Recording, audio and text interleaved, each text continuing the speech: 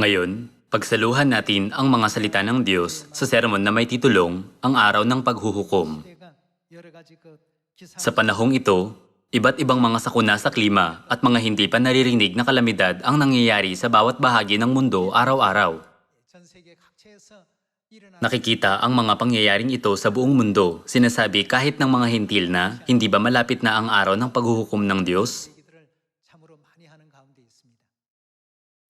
Kaya ngayon, maglaan tayo ng ilang oras para pag-aralan ang mga propesiya ng Biblia sa pamamagitan ng sermon na pinamagatang Ang Araw ng Paghuhukom.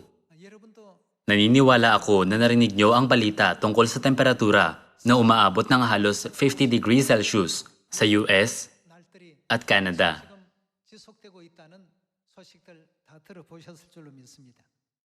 Sa Timog Hemisperyo din na malapit sa Australia, dumaranas sila ng matinding kalamigan na ginawa itong maginaw. Nangyayari ngayon ang napakaraming di pangkaraniwang bagay na gaya nito sa buong mundo.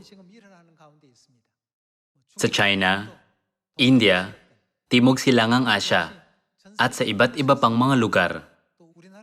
May mga ulat din na napinsala ang mga bukid ng mga nayon sa Korea dulot ng yelong ulan. Hindi lang yelong ulan, pero naulat din ang mga baha at mga pagbugso ng hangin na hindi pa nangyari noon. Sa Asya, hindi nauulat noon ang mga buhawi.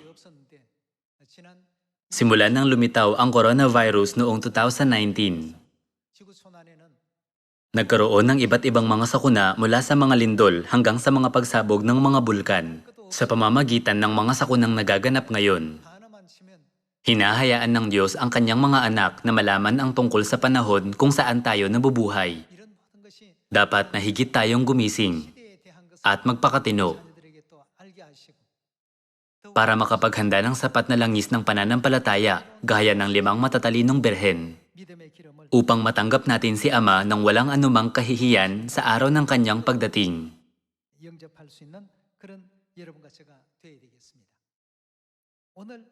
Ang titulo ng sermon ngayon ay Ang Araw ng Paghuhukom.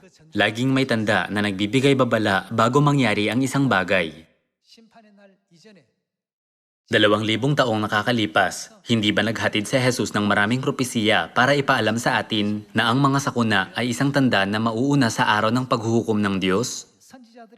May marami ring ganitong record na ibinigay ng mga propeta. Pag malapit na ang araw ng paghuhukom ng Diyos, dapat nating lubos na ihanda ang ating ilawan at langis sa pamamagitan ng pagtatanong sa mga sarili ng sa ano ako nagkukulang sa aking buhay pananampalataya patungkol sa kung ano ang iniutos sa akin ng Diyos na gawin?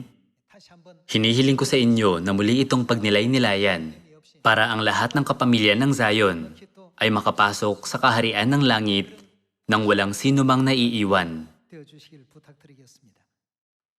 Nakikita natin ngayon ng iba't ibang mga di pangkaraniwang bagay sa kalagayan ng panahon, gaya ng matinding kainitan na umaabot sa mahigit 50 degrees Celsius sa US at Canada, at ng matinding kalamigan na ginawang maginawang Australia na nasa Timog Hemisperyo. Mayroon ding mga hindi pa nalulutas na suliranin, patungkol sa nuklear na armas sa Hilagang Korea at COVID-19. Nangyayari ang mga sakuna sa lahat ng dako na tila hinanda ang mga ito bilang isang bigkis para sa panahong ito kung kailan tayo nabubuhay.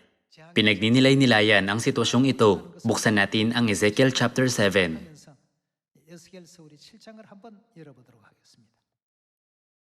Ezekiel chapter 7, verse 5. Ganito ang sabi ng Panginoong Diyos, kapahamakan, tanging kapahamakan. Narito, ito'y dumarating.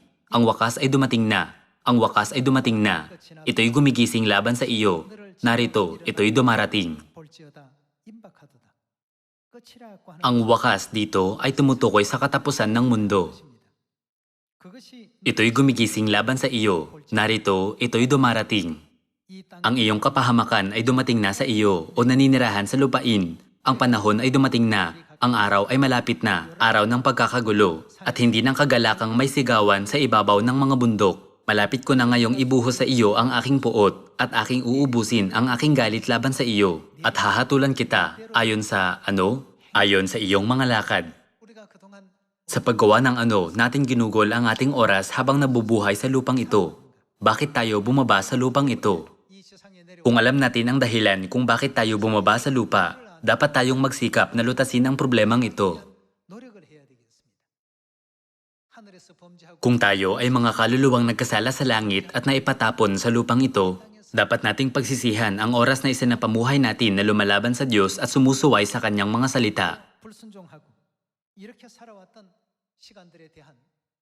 Ano ang gagawin ng Diyos ayon sa ating mga lakad? Hahatulan tayo ng Diyos. Verse 9. Ang aking mata ay hindi magpapatawad o mahahabag man ako. Parurusahan kita ayon sa iyong mga lakad, samantalang ang iyong mga kasuklam-suklam ay nasa kalagitnaan mo, at inyong malalaman na ako ang Panginoon na nananakit. Hinihiwalay ng Diyos ang matutuwid mula sa masasama. Magbibigay siya ng ganti at parusa para sa lahat ng masasamang gawang ginawa. Verse 10. Narito ang araw, narito dumarating ito. Ang iyong kapahamakan ay dumating na. Ang tungkod ay namulaklak, ang kapalaluan ay sumibol. Ang karahasan ay tumubo na naging pamalo ng kasamaan. Walang malalabi sa kanila, wala kahit sa mga tao, ni kayamanan man, at hindi magkakaroon ng karangalan sa kanila.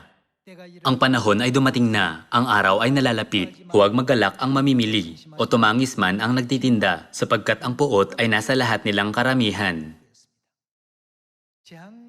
Hindi ito magiging isang karaniwang sakuna na nakikita sa pang-araw-araw na buhay, kundi isang tanging kapahamakan. Sa Ingles na bersyon ng Biblia, ang tanging kapahamakan ay nasusulat bilang sakunang hindi pa narinig kailanman at sa isa pang bersyon bilang sakunang hindi pa nangyari noon. Narinig ko na ang Delta variant at ang isa pang variant ay higit na nakakahawa at mas mabilis na kumakalat kaysa sa orihinal na virus. Noon, pag dumating ang mga ganitong epidemya, aktibo lang ito ng maiksing panahon sa taglamig. Naglaho ito kalaunan pagkatapos ng tagsibol. Pero ngayon, hindi ba ito malubhang nagpapatuloy sa lahat ng apat na kapanahunan, sa tagsibol, tag-araw, taglagas at sa taglamig?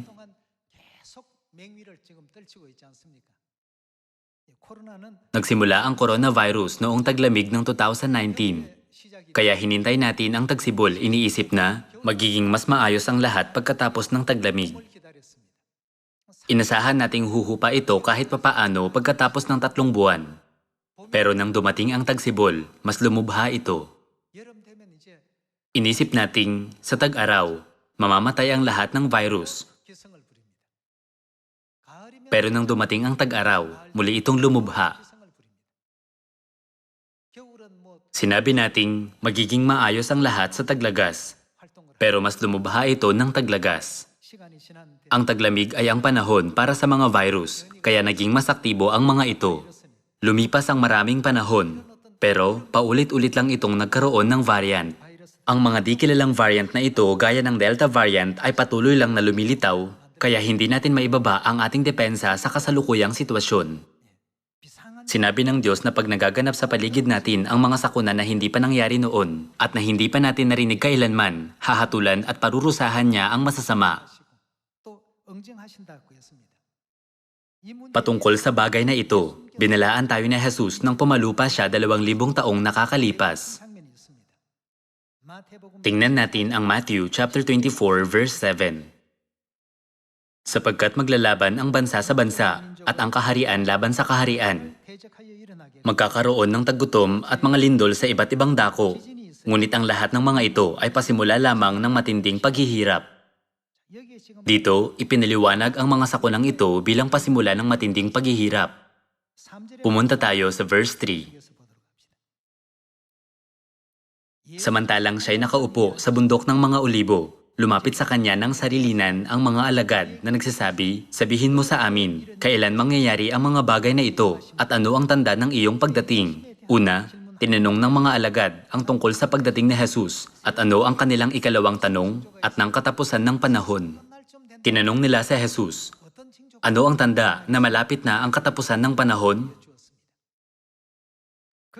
Ang sagot na Jesus sa tanong na ito ay, maglalaban ang bansa sa bansa at ang kaharian laban sa kaharian, at magkakaroon ng taggutom at mga lindol sa iba't ibang mga dako, Ang lahat ng ito ay pasimula lamang ng matinding paghihirap.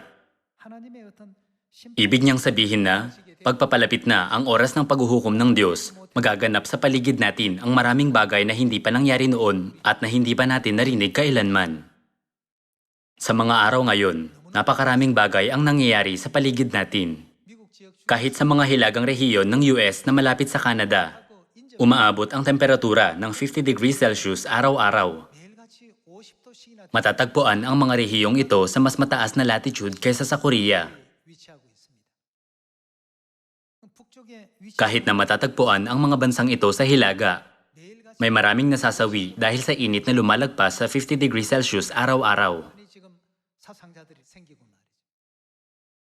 Sinasabi na humaharap tayo ngayon sa isang klima na hindi pa natin naranasan kailanman. Nagkataon lang ba na nangyayari ang lahat ng di pangkaraniwang bagay na ito? Tingnan natin ang Luke chapter 21, verse 9. Sa tuwing nangyayari ang isang bagay na gaya nito, tinatanong ng ilang tao, hindi ba papalapit na ang doomsday o ang araw ng paghuhukom na sinasabi ng Kristyanismo? Kahit ang mga taong hindi naniniwala sa Diyos ay nag-uusap-usap tungkol dito ngayon. Tingnan natin ang Luke chapter 21, verse 9. At kapag kayo'y nakarinig ng mga digmaan at mga kaguluhan, huwag kayong matakot, sapagkat kailangang mangyari muna ang mga bagay na ito, subalit hindi pa ito ang wakas. Pagkatapos ay sinabi niya sa kanila, babangon ng isang bansa laban sa bansa, at ang isang kaharian laban sa kaharian, magkakaroon ng malalakas na lindol, at sa iba't ibang dako ay magkakaroon ng tagutom at mga salot. Ang isa pang salita para sa salot ay nakakahawang karamdaman. Ang coronavirus at kolera ay iba't ibang mga uri ng nakakahawang karamdaman. Magkakaroon ng malalakas na lindol at sa iba't ibang dako ay magkakaroon ng tagutom at mga salot at magkakaroon ng mga bagay na kakilakilabot at ng mga dakilang tanda mula sa langit. 2,000 taong nakakalipas nang tinanong, ano ang mangyayari sa katapusan ng panahon? At paano namin malalaman na malapit na ang araw ng paghuhukom ng Diyos? Sa pamamagitan ng anong senyas at tanda namin maiintindihan na malapit na ang araw ng paghuhukom ng Diyos? Binanggit din ni Jesus ang tungkol sa mga nakakahawang karamdaman. Hindi ito ang nakakahawang karamdaman na nalaman natin sa nakaraan. Dahil hindi tayo pamilyar sa coronavirus na hinaharap natin ngayon, tumagal ng higit sa 1 taon para makagawa ng bakuna. Dahil walang ganitong nakakahawang karamdaman kailanman noon, nagsama-sama ang buong mundo para gumawa ng isang bakuna at pangasiwaan ang pagtuturok nito upang labanan ang virus. Gayunman, samantala, lumitaw ang isa pang variant, ang Delta variant.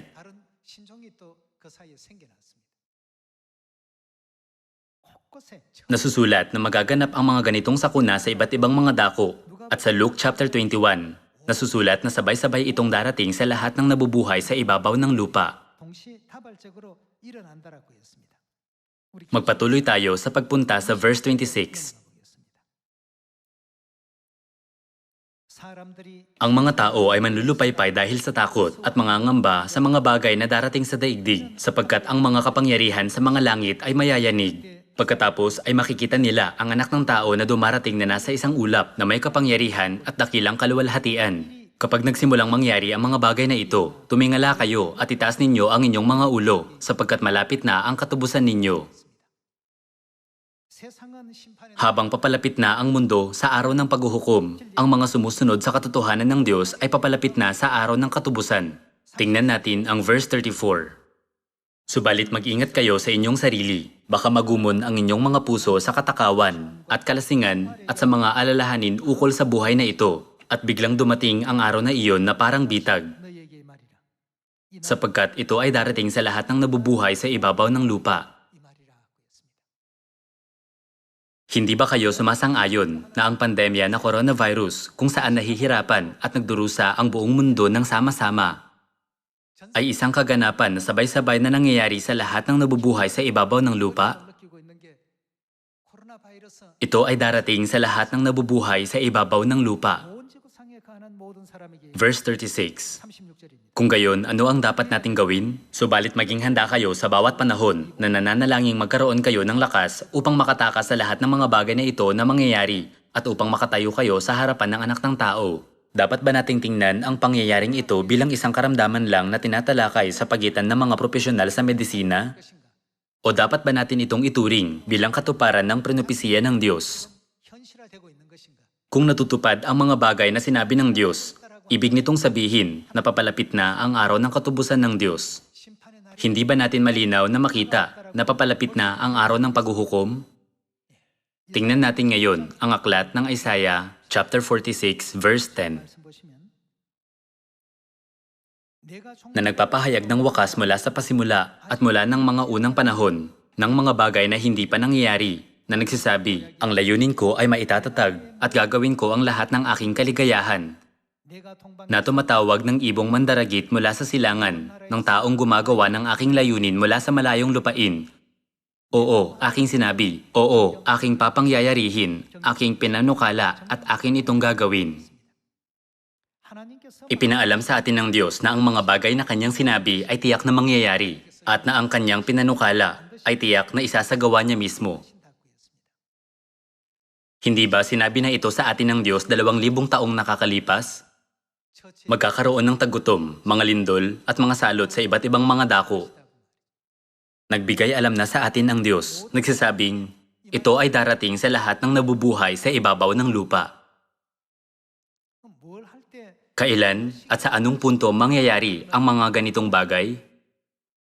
Nasusulat na magpapadala sa atin ng Diyos ng senyas pag malapit na ang araw ng katubusan. Maaaring sabihin ng ilan na, hindi ba mayroon ding mga nakakahawang karamdaman at mga lindol noon? Nagbigay ang Diyos ng sagot sa Ezekiel chapter 7.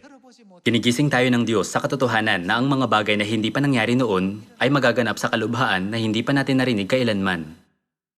Dahil ipinagkaloob ni Ina sa atin ang kanyang mga salita ng pagpapala sa pamamagitan ng kanyang panalangin, dapat tayong maghanda ng mabuti na magkaroon ng pananampalataya ng 5 matatalinong birhen mula sa talinghaga ng 10 birhen. Kahit na tinitingnan ng mundo ang lahat ng pangyayaring ito mula sa medikal na pananaw, hindi ba tayong mga naniniwala sa Diyos ay dapat na tingnan ang mga pangyayari sa henerasyong ito mula sa prophetikal na pananaw?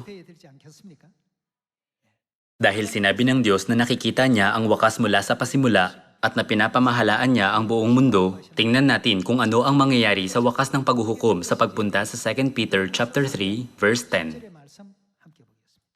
Ngunit darating ang araw ng Panginoon na gaya ng isang magnanakaw at ang kalangitan ay maglalaho kasabay ng malakas na ingay.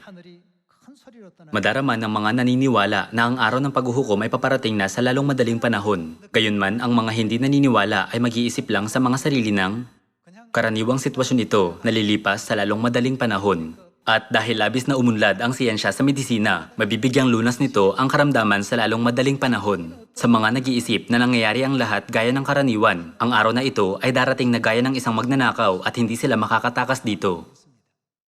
Muli nating tingnan ang verse 10. Ngunit darating ang araw ng Panginoon na gaya ng isang magnanakaw at ang kalangitan ay maglalaho kasabay ng malakas na ingay at ang mga sangkap ay matutupok sa apoy at ang lupa at ang mga gawang naroon ay masusunog. Yamang ang lahat ng mga bagay na ito ay mawawasak ng ganito. Anong ang uri ng pagkatao ang nararapat sa inyo sa banal na pamumuhay at pagiging makadiyos na hinihintay at pinagmamadali ang pagdating ng araw ng Diyos? Sapagkat ang kalangitan na nagliliyab ay matutupok at ang mga sangkap ay matutunaw sa init. Ngunit ayon sa kanyang pangako ay naghihintay tayo ng bagong langit at ng bagong lupa kung saan ang katuwiran ay naninirahan. Kaya nga mga minamahal, yamang kayo ay naghihintay sa mga bagay na ito ay, ano? Pagsikapan ninyong matagpuan kayo sa kapayapaan na walang dungis at walang kapintasan sa paningin niya. Habang mas nauunawaan natin ang mga propesiyang ito ng Biblia, dapat na higit tayong magising at mag-isip. Isinasapamuhay ko ba ang pang-araw-araw kong buhay bilang isang banal at masipag na tao nang may matuwid na pananampalataya sa Diyos at tiyak na pag-asa para sa langit? Nang may anong layunin ako na bubuhay ngayon sa oras na ipinahintulot sa akin ng Diyos? Binigyang diin din ng Diyos ang mga bahagi kung saan natin dapat na pagsikapan. Sinabi niyang, pagsikapan ninyong matagpuan kayo sa kapayapaan na walang dungis at walang kapintasan sa paningin niya. Pareho ito sa sinabi ni Jesus na, kapag nakita ninyo ang lahat ng mga bagay na ito, maging handa kayo sa bawat panahon na nananalangin. Kahit na ipinahayag ang dalawang ito gamit ang magkakaibang salita, ang dalawang ito ay may parehong kahulugan. Maaaring isipin ng ilan na maraming tao ang nabakunahan, kaya magiging mas maayos ang lahat mula ngayon. Pero ang mga nag-isip na magiging maayos ang lahat ay nahawahan ng virus. Siyempre, napakahalagang mabakunahan. Pero bago natin isipin ang tungkol sa mga bakuna, mas mahalaga na isipin natin kung bakit naganap ang ganitong uri ng di pangkaraniwang bagay na nangingibabaw ngayon sa buong mundo. Dapat ba nating suriin ang mga sitwasyong ito mula sa medikal na pananaw o mula sa prophetikal na pananaw? Ang mga sumusuri sa mga bagay mula lang sa medikal na pananaw ay maaaring humamak sa prophetikal na pananaw. Gayunman, naniniwala at nagtitiwala tayo sa Diyos. Ang mga ito ay ang mga propesiyang sinabi ng Diyos. Ang mga salitang ito ay ipinagkaloob sa atin ng Diyos na nakakakita sa wakas mula sa pasimula. Sinabi ng Diyos na, sa huli, haharap ang lupang ito sa huling araw ng paghuhukom ng Diyos at matutupok sa apoy. Dapat tayong manahan at maniwala sa mga salita ng Diyos na nakasulat sa Biblia. Dapat nating tingnan ang lahat ng bagay mula sa prophetikal na pananaw. Dahil una nang nakita ng Diyos ang wakas mula sa pasimula at prenupesiyang ang lupang ito ay iningatan para sa apoy. Dapat tayong maniwala na ang lupang ito ay tiyak na hahatulan sa pamamagitan ng apoy. Hindi ipagpapaliban ng Diyos ang pagtupad sa lahat ng ito sa anumang paraan. Hindi ba nakarecord sa aklat ng Revelation na pinahintulutan ang araw na pasuin ng apoy ang mga tao?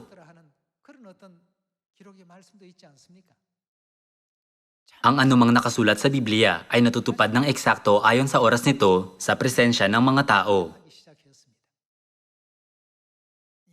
Dahil ginigising tayo ng Diyos sa pamamagitan ng mga propesiyang ito, hindi tayo dapat na mamuhay gaya ng mga taong walang kamalayan at na hindi naghahanda para sa kanyang paghuhukom. Hindi tayo kailanman dapat na maging gaya ng mga hindi naniniwala sa mga propesiya. Ngayon na ang walang hanggang kaharian ng langit ay papalapit na sa harap ng mga mata natin, higit pa tayong magbantay at magpakatino para mapagtibay natin ang ating pananampalataya. Manalangin din tayo ng walang batid na maging mga walang dungis at walang kapintasan, mapagbiyayang sumusunod sa mga salita ni na Ama at Ina.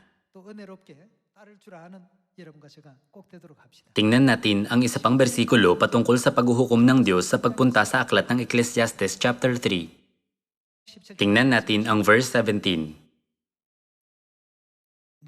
Sinabi ko sa aking puso, hahatulan ng Diyos ang matuwid at ang masama, sapagkat nagtakda siya ng panahon sa bawat bagay at sa bawat gawa.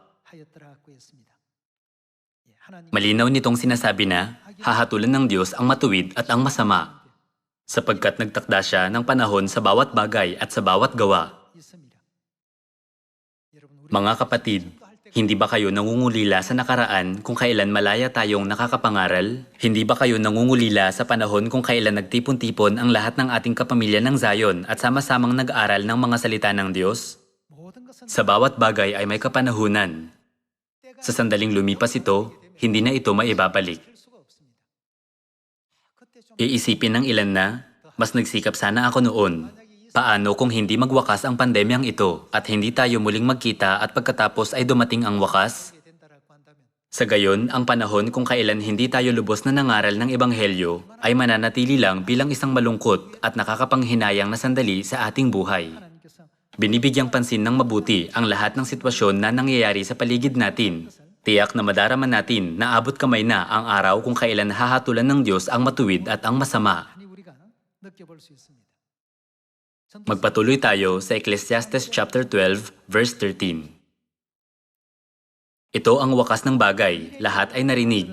Matakot ka sa Diyos at sundin mo ang kanyang mga utos, sapagkat ito ang buong katungkulan ng tao, sapagkat dadalhin ng Diyos ang bawat gawa. Dito, ang bawat gawa ay nagpapahiwatig sa anumang sumagi sa ating mga isipan, sa anumang pinagpasyahan nating gawin, sa kung ano ang ginawa natin, at sa lahat ng salitang lumabas sa ating mga bibig, sapagkat dadalhin ng Diyos ang bawat gawa kahit ang mga bagay na nais nating panatilihing lihim. Ano ang gagawin ng Diyos sa mga ito? Dadalhin niya ang lahat ng ito sa paghuhukom, pati ang bawat lihim na bagay, maging ito'y mabuti o masama. Hindi natin dapat na isiping, ayos lang ito dahil walang nakakaalam nito. Sa halip, dapat nating tamang lakarin ang landas ng pananampalataya na minarapat ng Diyos. 길로 나아갈 수 있는 여러분과 제가 되어야 되겠습니다. Pumunta tayo sa Ecclesiastes chapter 11, verse 9. 청년이여, Ikaw ay magalak o binata sa iyong kabataan at pasayahin ka ng iyong puso sa mga araw ng iyong kabataan. Lumakad ka sa mga lakad ng iyong puso at sa paningin ng iyong mga mata. Ngunit alamin mo na dahil sa lahat ng mga bagay na ito, ay dadalhin ka ng Diyos sa paghuhukom. 내 어린 때를 즐거워 Dito sinabi ng Diyos na, ikaw ay magalak o binata sa iyong kabataan at pasayahin ka ng iyong puso sa mga araw ng iyong kabataan. Lumakad ka sa mga lakad ng iyong puso at sa paningin ng iyong mga mata na nangangahulugang malaya niyang gawin ang anumang bagay. Ngunit alamin mo na dahil sa lahat ng mga bagay na ito ay dadalhin ka ng Diyos sa paghuhukom. 하신 Mangyayari ito ng eksakto gaya ng sinabi ng Diyos na, hinatulan ang bawat tao ayon sa kanilang mga gawa. 하늘 아래에서 Hindi tayo ipinanganak sa lupa ng walang anumang layunin o kahulugan. 과거 이력 Ang mga pagkakasala natin sa langit ay nakarecord sa ating nakaraan bilang ang dahilan kung bakit tayo na ipatapon sa lupa. 우리 죄를 대신 속해 주시고 천국 돌아와 Kung gayon, ano ang dapat nating gawin habang nabubuhay sa lupang ito? Ang Diyos ay naging kabayaran para sa ating mga kasalanan 없이 살아가는 at binuksan niya ang maluwalhating landas para makabalik tayo sa kaharian ng langit. 성되어서 Kung gayon, dapat ba tayong mamuhay ng gaya ng ginagawa ng mga tao sa mundong ito nang walang anumang pag-asa para sa langit at nang hindi nalalaman ang mga propesiya ng Diyos? 이 땅에 O dahil alam natin kung bakit tayo nabubuhay sa lupa, hindi ba tayo dapat na mamuhay ng may pagsisisi, sinusunod ang salita ng Diyos at tamang nilalakad ang landas na nag-aakay sa atin sa langit? 세상 사람들은 Nabubuhay ang mga tao sa mundo nang hindi tinatakda ang kaharian ng langit bilang kanilang layunin. 그러다 보니 Kaya habang papalapit na ang oras para lisanin nila ang mundong ito, mas naguguluhan sila tungkol sa kung paano nila isasapamuhay ang kanilang mga buhay. 나이는 Napapaisip sila kung ano ang gagawin habang mas tumatanda sila ng tumatanda. Tiyak na nadarama nila na ang oras para lisanin ang mundong ito ay parating na sa lalong madaling panahon dahil ang kanilang mga pisikal na katawan at kalusugan ay hindi na tulad ng dati habang lumilipas ang panahon. Hindi nila alam kung paano mabubuhay ng walang batang katawan at mabuting kalusugan. 로 많이 벌 수 있습니다. 저와 여러분들 Gayunman, malinaw nating nalalaman kung bakit tayo napunta sa lupa at kung saan tayo babalik. 가야 할지를 아는 사람들입니다. 아는 사람 Ito ang dahilan kaya hindi tayo kailanman dapat na maging gaya ng mga nabubuhay sa kawalang kamalayan. At hindi natin kailanman dapat na sundan ang kanilang mga halimbawa. Sa halip, dapat nating gugulin ang ating oras sa pagtuturo at pag-aakay sa kanila ng tama para makapasok tayo sa kaharian ng langit ng sama-sama. 돼야 되겠습니다. 예, 우리 누가복음 Bumalik tayo sa aklat ng Luke chapter 12. 12장 Luke chapter 12, verse 54. 또 무리에게 Sinabi rin niya sa napakaraming tao, kapag may nakita kayong ulap na tumataas sa kanluran, ay agad ninyong sinasabi na may darating na malakas na ulan, at gayon nga ang nangyayari. At kapag nakikita ninyong humihihip ang hanging habagat, ay sinasabi ninyo na magkakaroon ng matinding init, at ito'y nangyayari. Kayong mga mapagkunwari, marunong kayong magbigay ng kahulugan sa anyo ng lupa at ng langit. Subalit bakit hindi kayo marunong magbigay ng kahulugan sa kasalukuyang panahon? At bakit hindi ninyo hatulan para sa inyong sarili kung ano ang matuwid? 여러분도 저도 Mga kapatid, dapat nating bigyang pansin ang mga salita ng Diyos na pinarinig niya sa atin ngayon sa pamamagitan ng Ebanghelyo ni Luke. 어찌 시대를 Bakit hindi kayo marunong magbigay ng kahulugan sa kasalukuyang panahon? 문제만 해결 Hindi lang natin dapat na isipin na babalik ang lahat sa normal sa sandaling matapos ang pandemya na coronavirus. 이런 일들이 왜 Dapat nating maunawaan kung bakit nangyayari ang mga bagay na ito. Ito ay dahil ayon sa propesiya, pagpapalapit na ang oras para sa araw ng paghuhukom. 한 번도 들어보지 못했던 Ang isa sa mga tanda na nangyayari ay ang mga tanging kapahamakan at mga salot gaya ng mga nakakahawang karamdaman. Kahit na dumating ang ganitong uri ng nakakahawang karamdaman sa mga tao sa buong mundo, kung hindi tayo marunong magbigay ng kahulugan sa kasalukuyang panahon, madidismaya ang Diyos. 알지 못하고 산다는 것이 답답하다는 것이죠. Bago ang Nobyembre at Disyembre ng taong 2019, 그, walang nakaisip na darating ang pandemya na coronavirus. 그 누구도 생각도 안 했습니다. Biglang pumasok ang karamdamang ito sa ating pang-araw-araw na buhay at kumalat sa buong mundo. 온 세계에 다 퍼져서 Walang anumang paraan upang matakasan ang sitwasyong ito at walang ni isang bansa na hindi apektado ng coronavirus. Kung gayon, gumawa tayo ng higit pang pagsisikap na pag-aralan ang salita ng Diyos at bigyang pansin ang mga katuruan ni na Ama at Ina. Lagi nating isaisip kung ano ang dapat nating ihanda para makabalik sa langit. 것은 과연 무엇인가? Sinabi ng Diyos na ang huling sandaling ito ay biglang darating sa buong mundo. 되어야 되겠습니다. 이런 시간은 Tiyak na bigla itong darating. 호련히 옵니다. Dahil sinabi ng Diyos na bigla itong darating, 돼 있으니까 tulungan natin ang isa't isa na palakasin ng ating pananampalataya para lagi tayong makatayo ng matatag sa harap ng Diyos. Alam ko na marami pa ring balakid sa ating mga buhay kasama ang pinansyal na paghihirap at ang kondisyon ng ating pamumuhay dahil sa coronavirus. 좀 있을 것입니다만 Gayunman pakiusap, huwag kalimutan na ang lahat ng ito ay mga tanda para maunawaan natin kung gaanong tunay na nalalapit na ang kaharian ng langit. Taimtim kong hinihiling sa inyo na higit pang magsikap para mapagtibay ang inyong pananampalataya upang makatayo kayo ng matatag sa harap ng Diyos. Dito, nais kong tapusin ang sermon ngayong araw. Maraming salamat.